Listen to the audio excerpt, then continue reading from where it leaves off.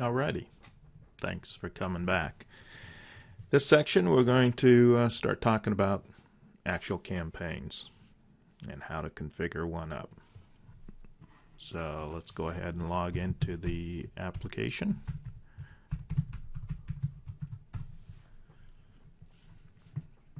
And initially you'll be at this boring screen with no items. So let's click our add button in the bottom right. Take you to a screen. And let's talk about it. Launch date right here is what you expect to be the launch date of. And let's go ahead and set that to today. And status field is a read-only field. You can't type anything in there. It'll just give you a quick status of where the campaign is. And name for the campaign. All campaigns need a name. So let's call this test FY 15 salary statement. Let's call it compensation statement.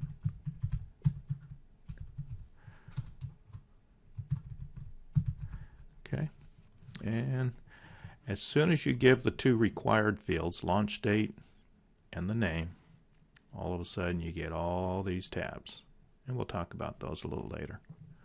Let's go ahead and finish up the details though. Email subject line, this is going to be the subject line on each individual email. So let's call this, again, let's just make it simple. Your 2015 compensation statement. And who we're going to send this on behalf of. So let's do Interbay boss man. Email address interbay.boss@gmail.com. So now we're coming to a part, email address for notifications. Who do you want notified when this campaign is completed? And so let's just make it the boss. And here's, as we talked before, email server that I'm going to send to. I'm going to set this up right now just for no-go.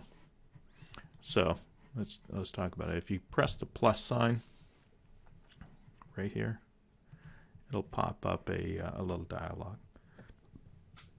I'm going to press no-go. Finally, bottom of the screen, you'll see this area called header image. An email body can have an image embedded within that body, and we call it the header image. It can be put anywhere you like. So let's go ahead and add an image. If you notice over on the bottom right, there's a button called header. And if you click that button, it's going to give you a quick little dialog. Press the browse button, and here we go. Here's my logo. And double click it.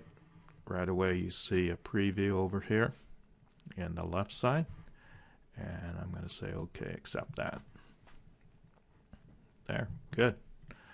First screen, done. And so that's the details tab. In the next section we'll talk about the data file and what the requirements are on there. Before we go further though, make sure you press the save button, which will take you back to the main campaign section. As you notice now, we have one campaign Here's the name of the campaign. Here's the date below that, the date that the campaign is set for sending. So as always, go ahead and press the logout button when you're done with the application. It takes you back to the login screen. Next we'll talk about the data file tab and the requirements for the data file.